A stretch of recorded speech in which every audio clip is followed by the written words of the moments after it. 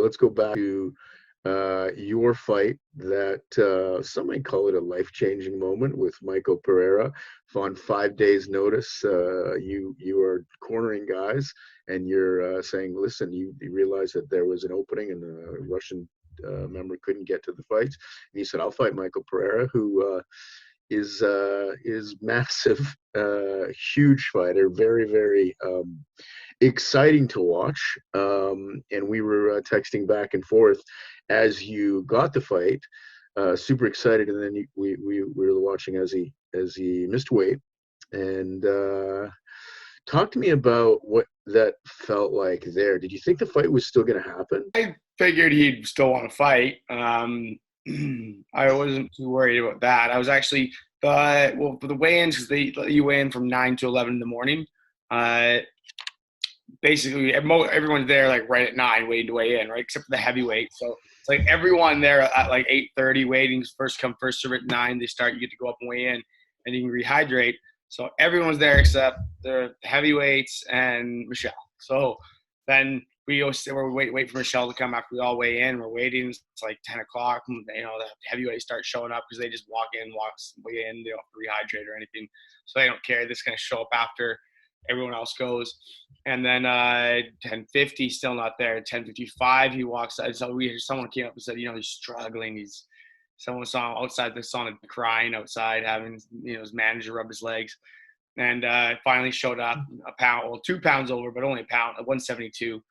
And I knew he was going to take the fight. I was excited. I thought I got another 20% of his purse, which I did. So I was like, sweet, all right, I'll take it, no problem. And I just showed me he's willing to quit before then. Like, he didn't know how to cut weight properly. He's not going to know how to, carry himself in the fight properly. Yeah, it's funny because once you cut weight once, and I've never really done it, but I've been in hotel rooms outside the bathroom when the guys are being held down underwater and screaming, "I'm never going to do this again, get off me." Like, the emotional stuff in a bad weight cut, you've been there. It is almost at times more challenging than the fight. Oh, it's way more challenging than the fight. The fight's fun. I don't have a problem with the fight. The weight cutting is horrible. Yeah, it's no fun at all. But it's just funny because people don't know the emotions, and the fact is every single fighter, when they get a better weight cut, they literally think they are going to die. And let's be honest, it's not good for your body, and people have died. Yeah, so it is serious stuff, and so you have to understand every single technique and how to get it done and get it through there. And it's one of the things that just goes along with being a fighter, man. Everything's a struggle, and you can't even get to the ring without a struggle nowadays.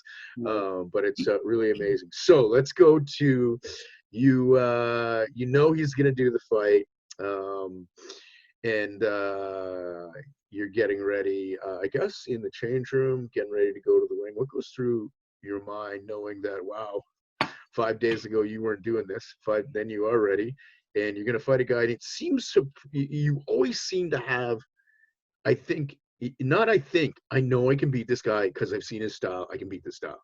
Talk to me about that moment when you're walking out to the ring, and then your mentality around that style, because everyone loved watching that style. But if you're a fighter, you're like, oh, that's a big man, and that's a lot of energy. Yeah, much. It felt like any other fight, really. In the back, walking out, it's all the same. Like there just could be, one person or 20,000 people doesn't make a difference. Just focusing on what I had to do. I was there to do a job. Nothing is going to turn me from it. Expect the unexpected with this guy, and just wait for him to slow down a bit. And as soon as he does, it's just stay on him. Don't let him recover. And went in with that mindset, that game plan, and I didn't really think about anything else. And that's just the result. You had a really good positive attitude. I think the whole time that you were there, you were good. But when he was in the ring and you're waiting, and he takes, I don't know, 15 minutes to get to the ring. I'm exaggerating, but the dance, the workout, the backspins are very entertaining and he's a pretty good dancer. But You probably gotta stay warm. Like, but what's going through your head? Like, I didn't even honestly notice. Everyone's like, took so long. I didn't notice. I was just thinking about what I'd do. I didn't really pay attention to time passing because I was fighting before I knew it, and yeah, didn't really enter. That time kind of just goes away when you're in there. It's kind of like you're in the moment. It's just how long it takes could be feels like it could be a second. It feels like it could be 10 years. an amazing life changing moment and experience, and for everybody in Vancouver to do it in your hometown, and very cool as we hit the third round, and everyone starts going, "Let's go, Tristan!" Ta ta ta ta ta. I was like, "This is amazing for this guy from Vancouver who's been trying to get to the big show for amazing." You did you even hear that? Yeah, I definitely heard that. Again, it was I can't really remember how it affected me. I remember hearing it. I remember I was still just trying to punch him in the face as hard as I could. Um, did you plan your interview, man? Because when DC came up and started doing it, he was like, "You took this fight a week ago. You're like 5 days." Like, No, I didn't plan it at all. He said a week. I was like, no. It was less than that. Less than that. And he got to look like, what? It was like 5 days. Like, and then no you said, "I think I should be here for a long time. It feels like it's just the start."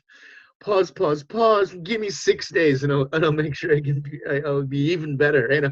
And the crowd roared. DC was laughing. Man, it was such an amazing interview.